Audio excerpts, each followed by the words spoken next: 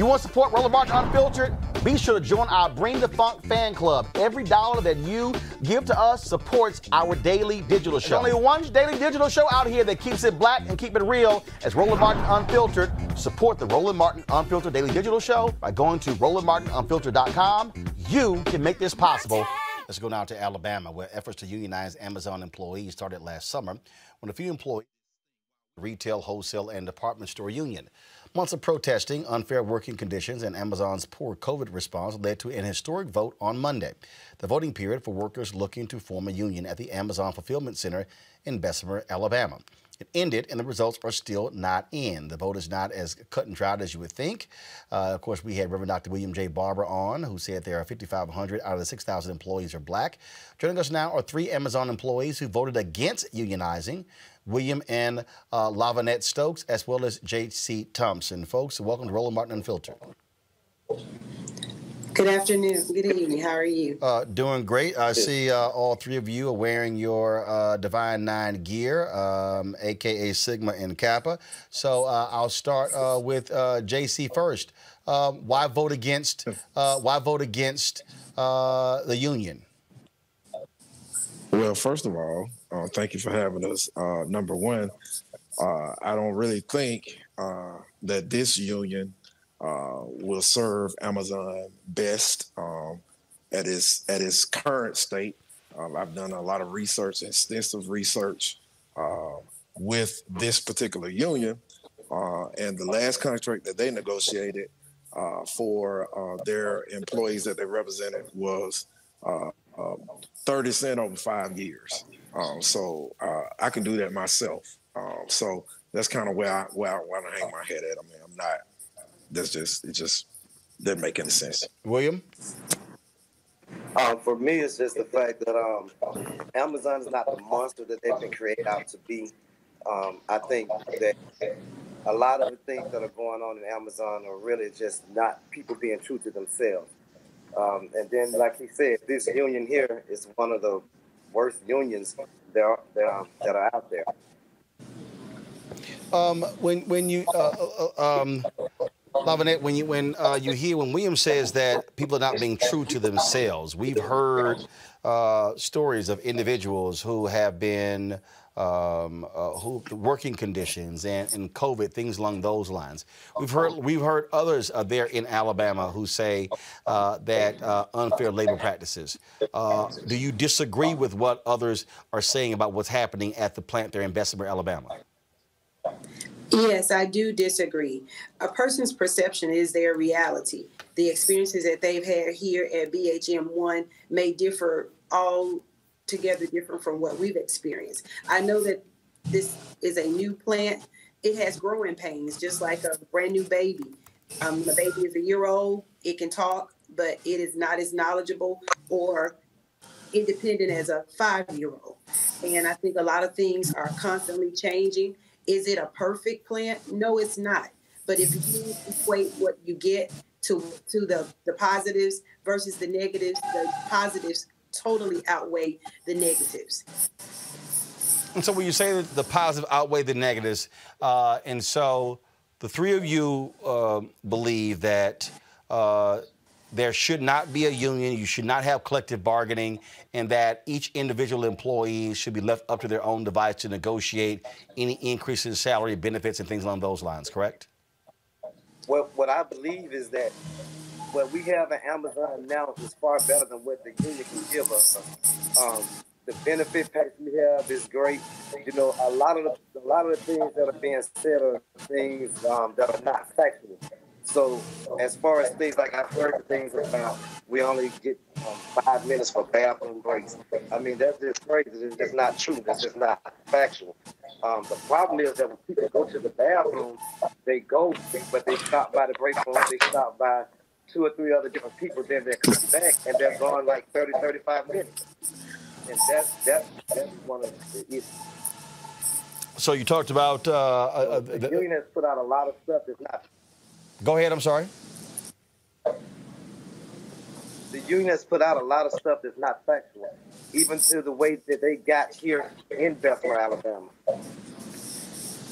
So, JC, what would you say that also isn't factual? Uh, back to what Will said. Really, the bathroom situation is kind of just hideous.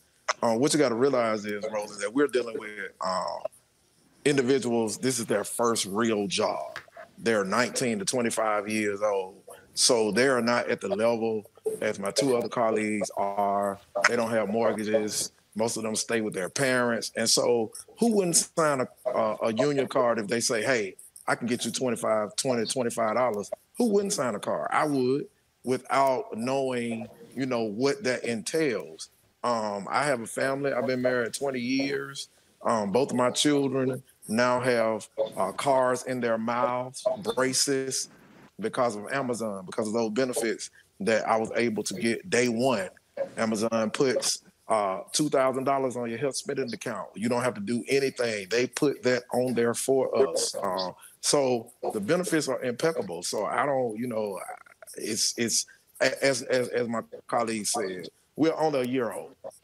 We are not perfect. There are things that definitely need to change, and we are holding out our leadership feet to the fire for those things to change. But the things that are out there now are just so outrageous. It's ridiculous. Nobody is urinating in bottles. Nobody is following people to the bathroom. The police are not out there to make sure that the union people don't have, can't say anything to us. All of that is untrue. All of that is untrue. We've had security since July.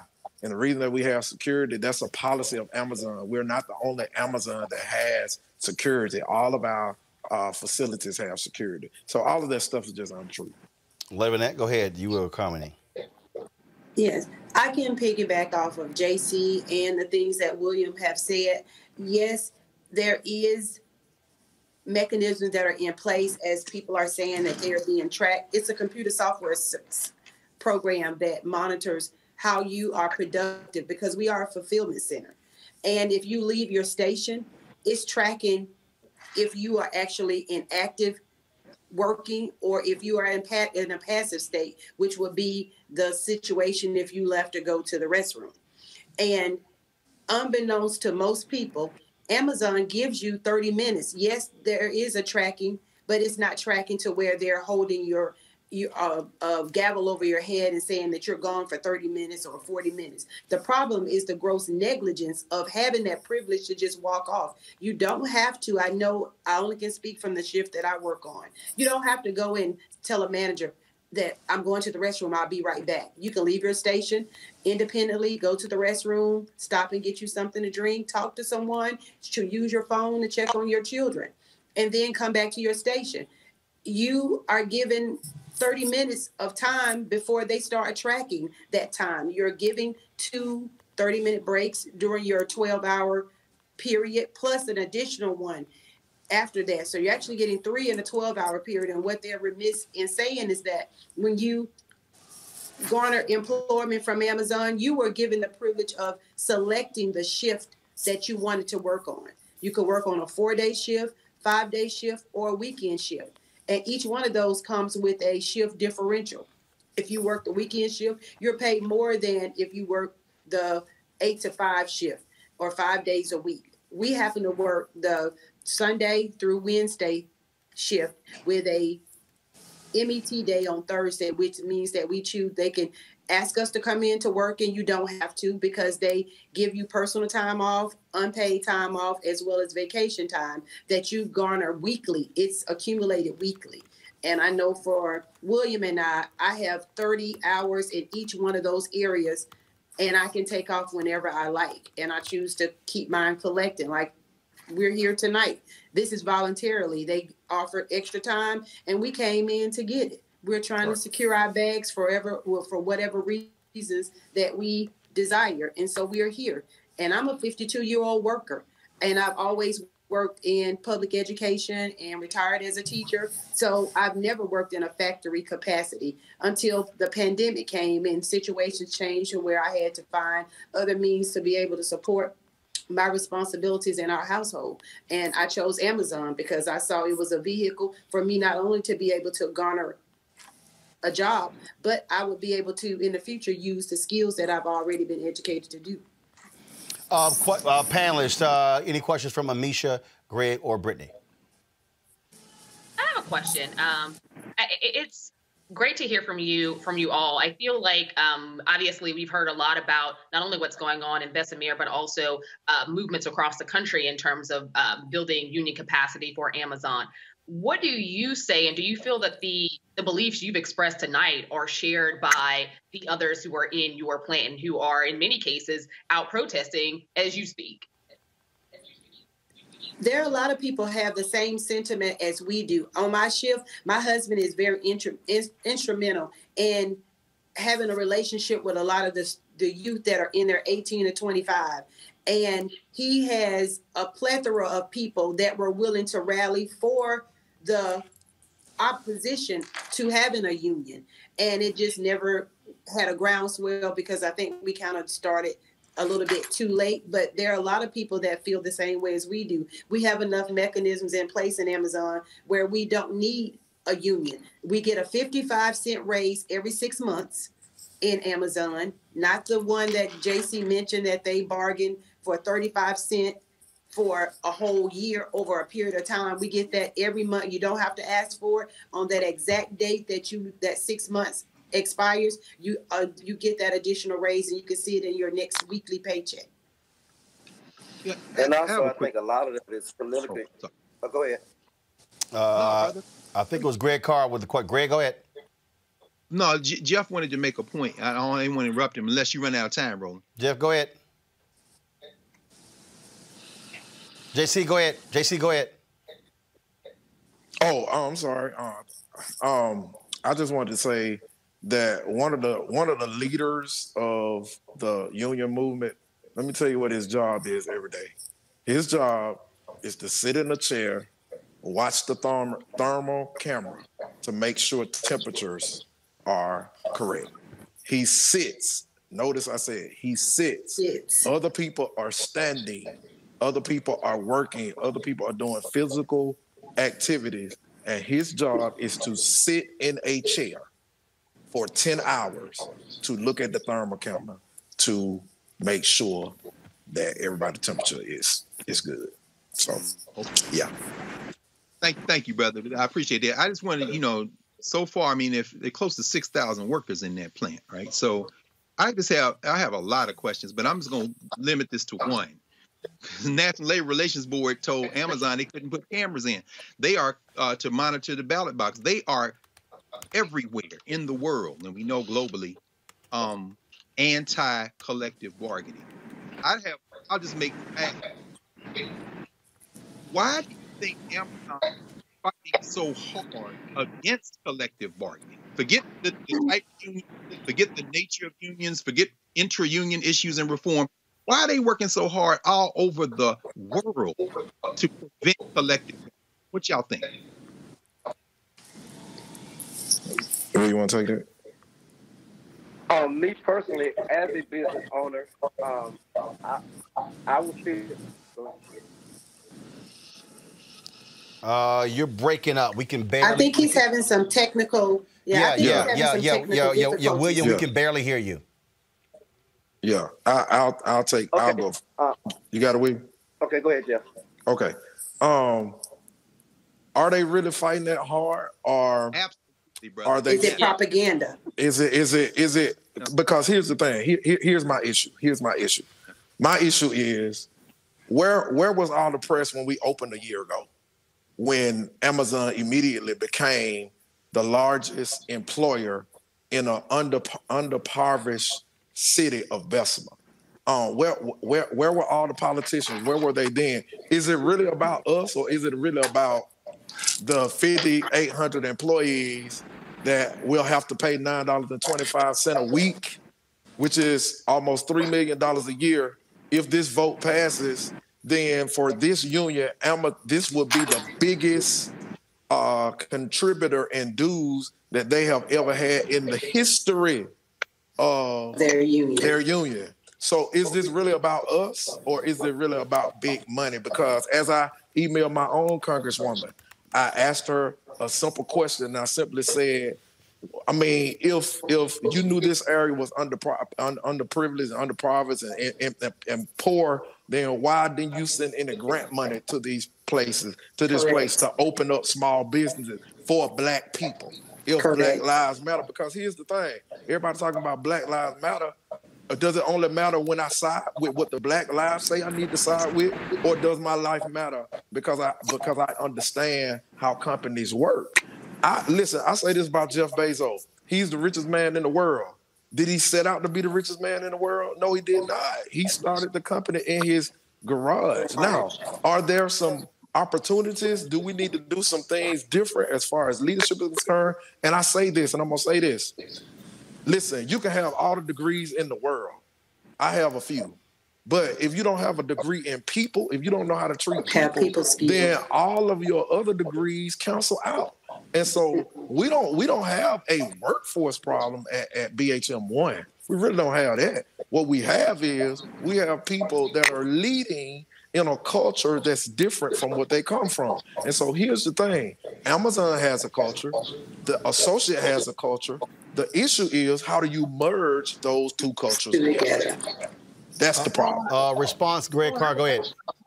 I really don't have one. I know that Jeff Bezos made $73 billion in the last 10 months.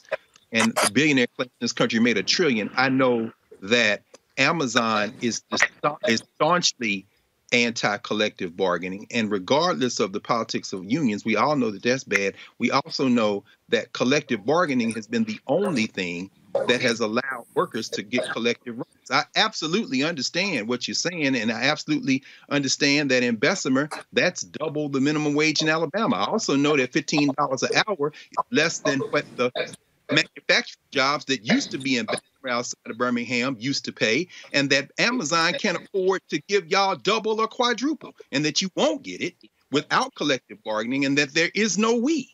When you say we, you simply mean everybody working in the plant, because there's no collective mechanism to improve. So, I mean, I wasn't, but I didn't want to get into that. I just wanted to know what you all, why y'all fight so hard. Oh, but that's true, brother. But that's not true. That's not true. You don't have an organization. That's not true. Amazon is taking advantage of wanted to go from get paid every 2 weeks. Wait, hold on. Misha, hold on. William, go ahead. William, go ahead. The employees here were complaining about getting paid every 2 weeks and wanted to go to get it paid. It was put in motion through the employees to management. And guess what? A month and a half, 2 months later, we went to weekly pay. So things can happen in here in Amazon when we decide that we want to do these things and band together and do it. We don't need a union to do that. I don't have to. When I had my issues with Amazon, as far as a situation I had with a manager and everything, I went to that manager, didn't get the result I needed. So I went to upper management. The case was they were going to suspend me or whatever. But however, they didn't. Because we have a grievance process where even if you are accused of something, they don't just fire you. You have a right to appeal whatever decision you have. And if you don't like that appeal, you go to the next appealing process. So basically, everything that you guys telling me this union can do right now for me, I can do for myself. We as people, employees here, can do for ourselves. Correct. Right. And then, and the other thing is that everybody, all these politicians and all these people that are speaking up and everything, none of them have come to Amazon and talked to everybody. They only talk to what the union wants them to talk to. They only get one side of the squeaky wheels. You cannot understand a book with just reading the first and the last chapter without getting the middle context. And some of the problems that are going on are just people not being true to themselves. And I keep saying this. Black Lives Matter, they wanted to really help us and everything, but they could have done, instead of just doing this political bandwagon, get a program started to teach our young people how to come to work, how to come to work, dress to work, and not dress for a social party. Because that's a lot of the problems that goes on. It's not Amazon. I want to give Brittany an opportunity to ask a question. Brittany, are you there?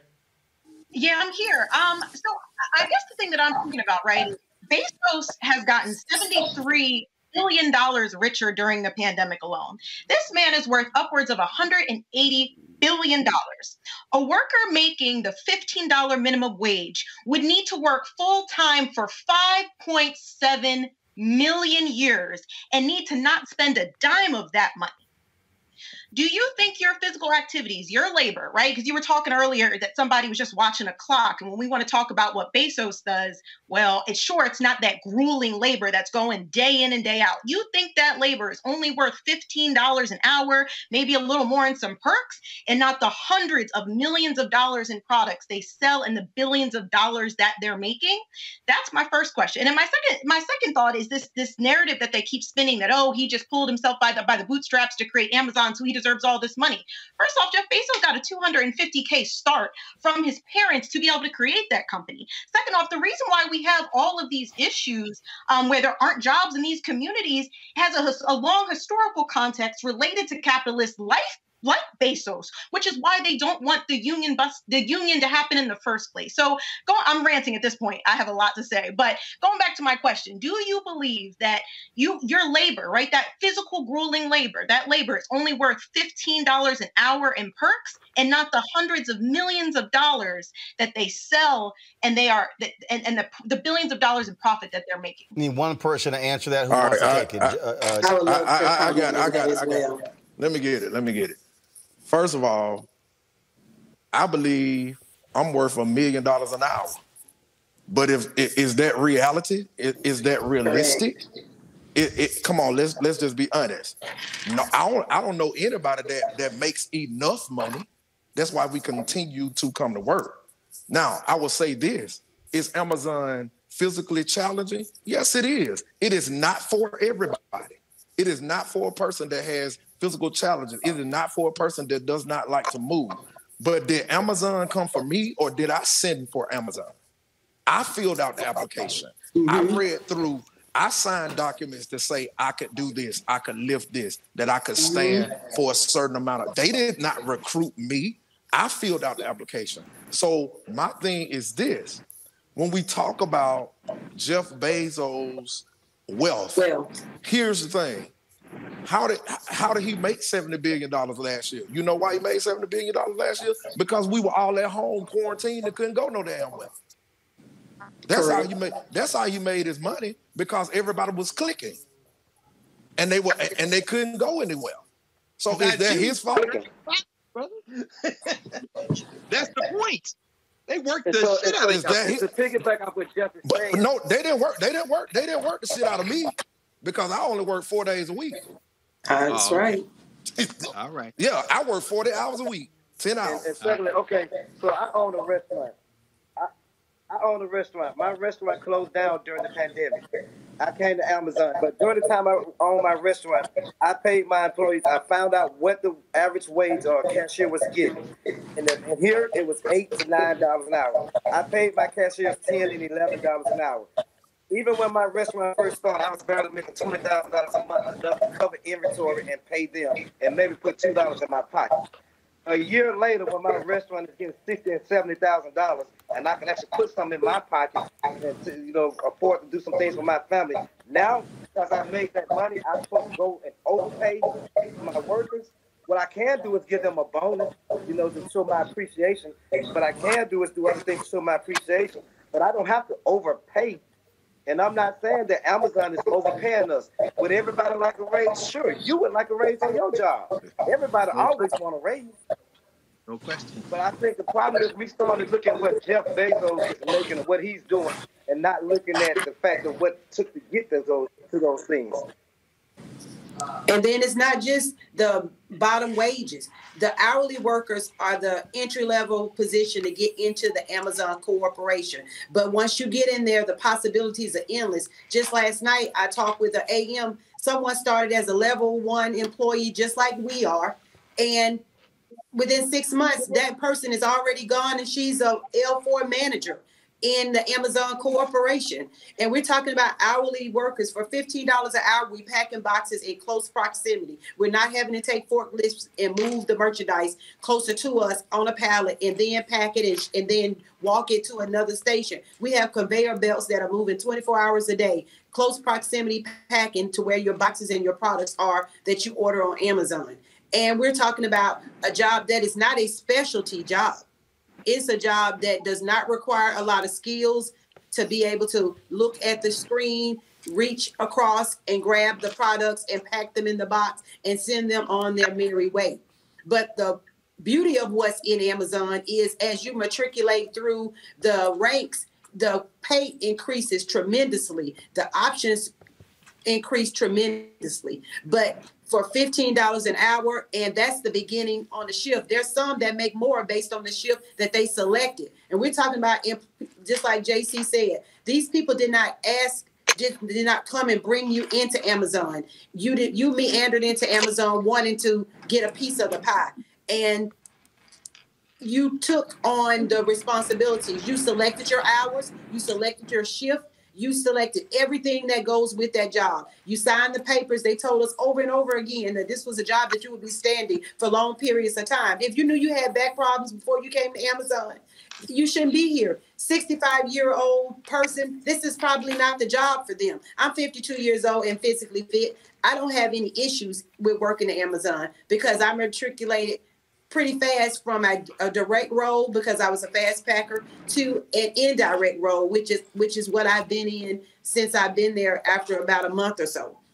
But we're talking about people that are going and they're complaining and are documenting the issues and concerns they are having and taking a lot of them out of context. Are there some people that are having issues and some things have happened, or they may have not gotten their money through pandemic, but it was not intentional? And just like with any company, as everyone else has said, it has issues. But what company does not have issues? All right, folks, we certainly will be awaiting the final tally of the union vote. We certainly appreciate it. Thank you so very much. Thank you for having us. Thank you. Right, thanks a lot. Greg, I think you were trying to say something there. Greg, go ahead. It's heartbreaking, brother. It's heartbreaking. I mean, when you read, there's a brand new book out called Fulfillment. By a reporter who talks about everything from the fact that Amazon comes in these little towns where the economy has been pancaked. Brittany was absolutely correct about that as a result of the political economy, particularly in those southern states where they say they are at-will states. They're not at-will states. They are at indentured states. And they make deals with desperate local officials for everything from easements to tax breaks and everything else. They basically rent the local police department. They get all the tax breaks, which means if there's an accident in the place and the fire department shows up with the police, Amazon isn't paying a dime because they don't pay any local taxes.